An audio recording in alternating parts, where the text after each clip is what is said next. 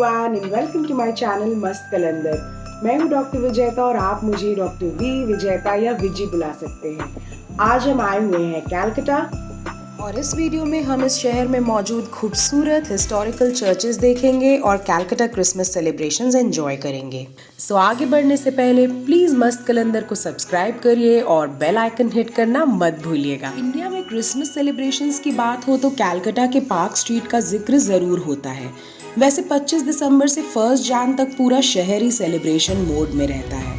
कलकत्ता में क्रिश्चियन धर्म के फॉलोअर्स कम से कम 400 सालों से मौजूद हैं।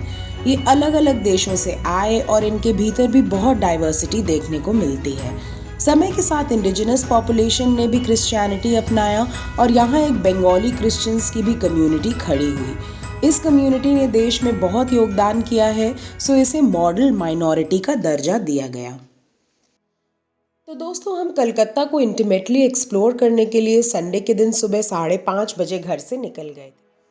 बंगाल का ये इलाका वैसे तो 2000 सालों से आबाद है, पर कोलकाता शहर के रिटन रिकॉर्ड सन 1690 से मिलते हैं, जब ईस्ट इंडिया कंपनी के जॉब चारनॉक यहाँ आए और ये शहर भारत में अंग्रेजी राज का सेंटर बना। लेकिन क्रिश्चियंस की मौजूदगी यहाँ उससे पहले की है। सबसे पहली क्रिश्चियन कम्युनिटी जो यहाँ पर बसी वो थे आर्मेनियंस, जो इधर बिजनेस के लिए आए थे। ये एक बेहद अमीर और वाइब्रेंट कम्युनिटी थी, जिन्होंने कोलकाता में पहला church of the holy Nazareth सन 1707 में बनाया। एक टाइम पे यहाँ 20 से 25 हजार आर्मेनियंस रहते थे और आज भले ही इनकी तादाद बहुत घट गई हो, इनके नाम से आज भी आर्मेनियन स्ट्रीट, आर्मेनियन घाट, आर्मेनियन कॉलेज, क्लब और कई इंस्टीट्यूशंस हैं। जब हम चर्च पहुँचे तो काफ़ी भारी रिफर्बिशमेंट का काम चल रहा था और हमें अंदर नहीं जाने दिया गया और एक क्लिप भी शूट करने नहीं दिया गया। सो ये स्टॉक फोटो मैं यहाँ लगा रही हूँ। आर्मेनियन स्ट्रीट से निकलते ही कुछ दूर चलते ही रास्ते में आया 1799 में बना cathedral of the most Holi rosary, जिसे पोर्चुगीज चर्च या मुर्गी घाटा चर्च भी कहा जाता है। ये चर्च यहाँ पर अंग्रेज़ों से पहले आए पोर्चुगीज क्रिश्चियन कम्युनिटी ने बनाई थी और आज ये Roman Catholic arch diocese of Calcutta का हेडक्वार्टर है। यहाँ भी रिपेयर का काम चल रहा था और हमें अंदर जाने को नहीं मिला। पुराने कोलकाता की सड़कों और गलियों से होते हुए अब हम पहुंचे कैरी बैप्टिस्ट चर्च, जो एक इंग्लिश मिशनरी विलियम कैरी ने सन 1809 में बनाई थी। विलियम कैरी मिशनरी होने के साथ साथ ट्रांसलेटर और एजुकेटर भी थे। उन्होंने बाइबल को कई इंडियन लैंग्वेजेस में और रामायण को इंग्लिश में ट्रांसलेट किया। वो सीरमपुर कॉलेज और सीरमपुर यूनिवर्सिटी के फाउंडर भी हैं। थैंकफुली ये चर्च खुला था और अंदर संडे मास भी चल रहा था। मैं अंदर गई और कुछ समय कॉन्ग्रेगेशन का हिस्सा बनी। चैपल के बाहर की लॉबी में इस चर्च से जुड़े आर्टिफैक्ट्स और इन्फॉर्मेशन प्लाक्स लगे हुए थे। ये एक सिंपल डिज़ाइन का क्विंटेसेंशियल प्रोटेस्टेंट चर्च था। यूरोप में वॉर्स से बचकर 17th और 18th सेंचुरी में कोलकाता में कई ग्रीक रेफ्यूजीज भी आए थे। इन्होंने भी अपने चर्चेज यहाँ बनाए और उनमें से एक है ये 1924 में बना ग्रीक ऑर्थोडॉक्स चर्च। आज यहाँ ग्रीक्स तो नहीं रहते, पर ये ग्रीक टेम्पल के जैसे दिखने वाला 100 साल पुराना चर्च अभी भी फुल्ली फंक्शनल है।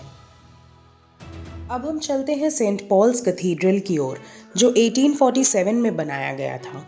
ये चर्च इस शहर का ही नहीं बल्कि इंडिया के one of the most grand churches में से एक है।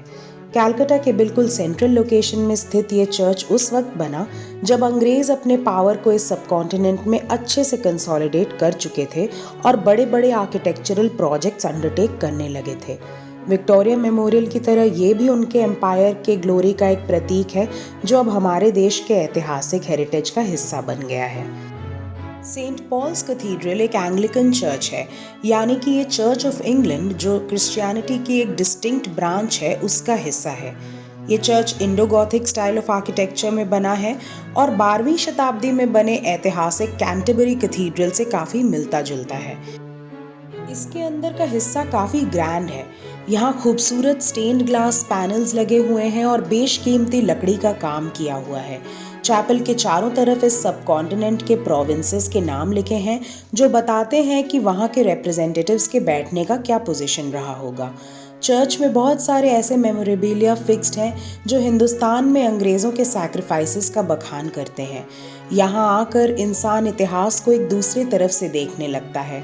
बड़े बड़े राजे महाराजे और रानियां अपने जीवन का भोग करते हैं, लेकिन उनके राज को बचाने के लिए हर तरफ एक मामूली इंसान ही होता है जो बाद में एक फोटोग्राफ या बस्ट बनकर इतिहास के पन्नों में खो जाता है।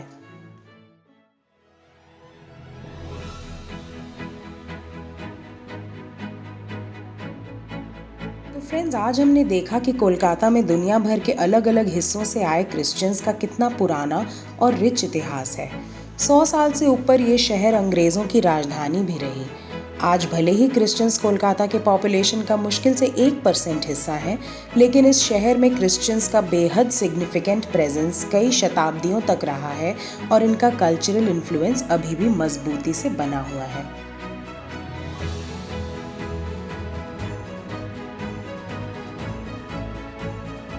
रुकिए रुकिए, अभी वीडियो ख़त्म नहीं हुआ है।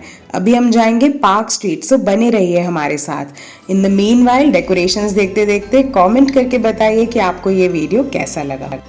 मैं अपने भाई और एक फ्रेंड के साथ यहाँ पार्क स्ट्रीट आई और टैक्सी ने हमें कुछ दूर में ही उतार दिया।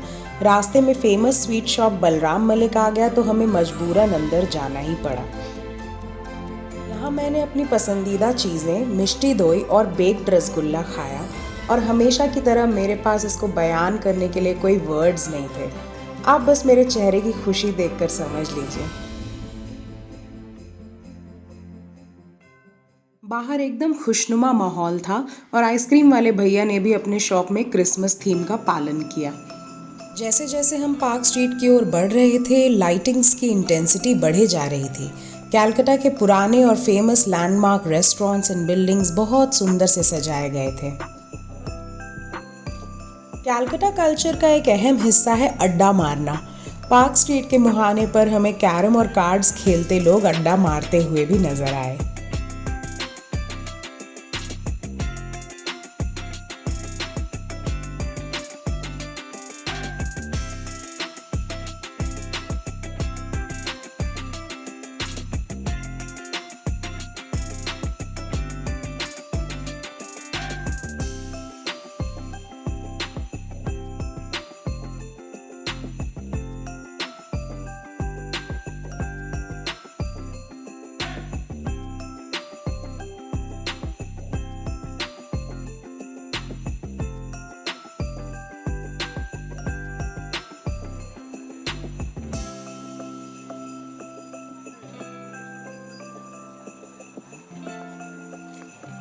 इस ब्यूटीफुल और फेस्टिव शाम को हमने अंजाम दिया कोलकाता के फेमस रेस्टोरेंट पीटर कैट में उनका सबसे फेमस डिश चलो कबाब खाकर।